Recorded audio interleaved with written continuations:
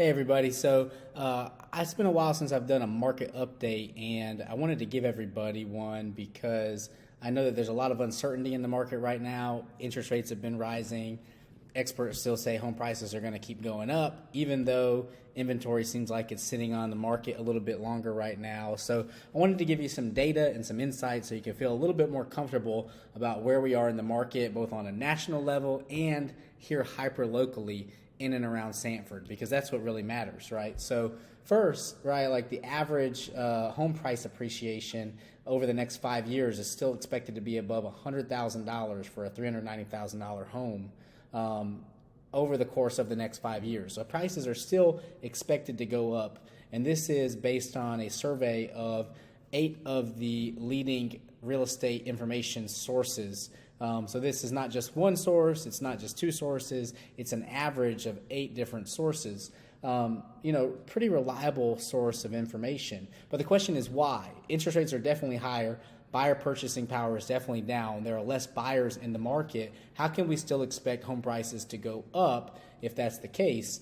And the answer, I think, lies in some of this data that I want to show you right here. And I did this as a snapshot from a presentation that we visited earlier, but I wanted to show you that the population of the millennial generation right now is just a little bit smaller than the baby boomer generation, but our millennials are in their peak buying years, 25 to 39 years old. So there's a whole lot of people in the market right now that want to buy houses.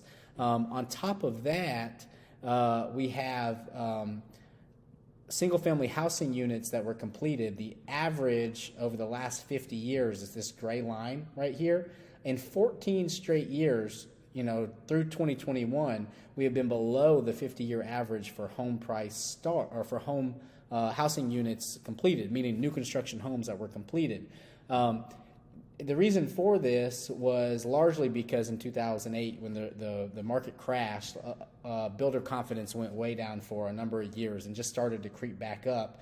Now, we're going to blow past that this year because there are a lot of builders out there building houses, but you can't make up for this big shortfall over 14 years in 1 year, or even in 2 years, or even in 5 years. So for the foreseeable future, we're going to be in a situation where we got a lot of people that want to buy houses, and there just aren't enough houses out there because we didn't build enough houses. And some people will ask, like, why do we need to build houses? People are still selling houses. Why is there so much new construction going on? And I looked this up just quickly on Google to see that our population growth in America has gone up since the 60s from under 200 million to almost 330 million in 2020, the time of the last census.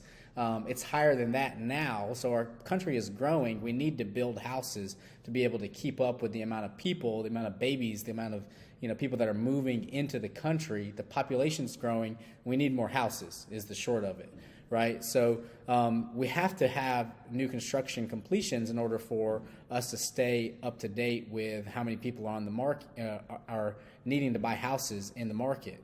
Also, that's all data on a national level, but if we look at Sanford's population growth here hyper-locally, you can see that our growth in Sanford has gone up since the 90s from, and this is just in the city of Sanford, not the county, not out in the outlying areas, has shot up, right? A huge increase, over a 50% increase since 1990, and we just continue to keep on growing in Sanford and Lee County and the outlying areas of Harnett County. We have big population growth, coming into our area, and again, until recently, not a ton of new construction starts. So all these things together, lack of new construction completions, increase in population in the area, just lead to a situation where it's basic supply and demand. We have a lot of people needing to buy a house and not enough houses for them. So the number of active listings in the country has increased over the last few months. It has not increased so much that it's more than it has been historically. This is in the country. And then if we look at the data in our marketplace, this is in one of our MLSs here, the new listings in 2022 are at year to date in 2022, 20,570. This time in 2021, we had 21,000 listings, 21,000 in 2020. And if you look at the number of new listings in May of 2022, we had 5,000 new listings hit the market compared to 4,400 and 4,300 in 2020 and 2021. So the number of listings is going up slowly. It's not a huge drastic increase. So it's going to help bring things back a little closer to being a buyer's market, but we're still very much in a seller's market. Don't think because interest rates are up so much that we're going to be in a buyer's market. We're just getting closer to a balanced market. So again, here's that snapshot of where home prices are expected to appreciate for 2022. 8.5% expected appreciation in 2022. So if you think prices are going back down, I think you're going to be waiting for a long time still before our prices go back down. So just in a nutshell, there aren't enough houses out there. Our country's growing, our area's growing, the population's growing, and for the last 14 years, we didn't build up enough houses to keep up with that growth.